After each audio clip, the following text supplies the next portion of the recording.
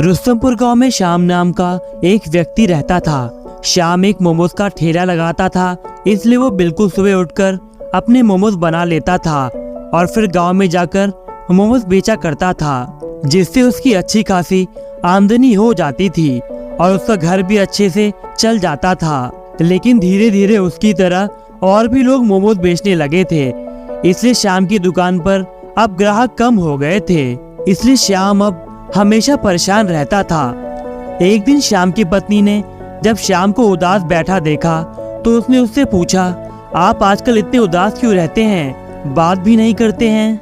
अपनी पत्नी की बात सुनकर वो उसको सब कुछ बता देता है। श्याम की पत्नी उसकी बात सुनकर उसको कहती है कि आप परेशान मत हो, सब ठीक हो जाएगा।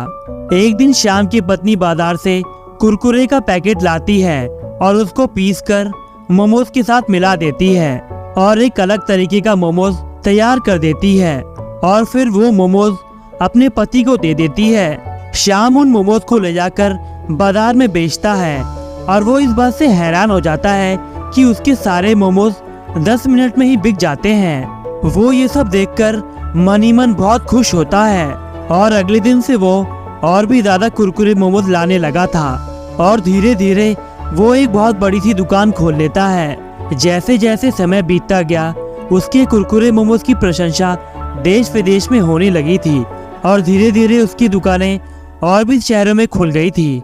श्याम अपनी सफलता का श्रेय भगवान और अपनी पत्नी को देता है।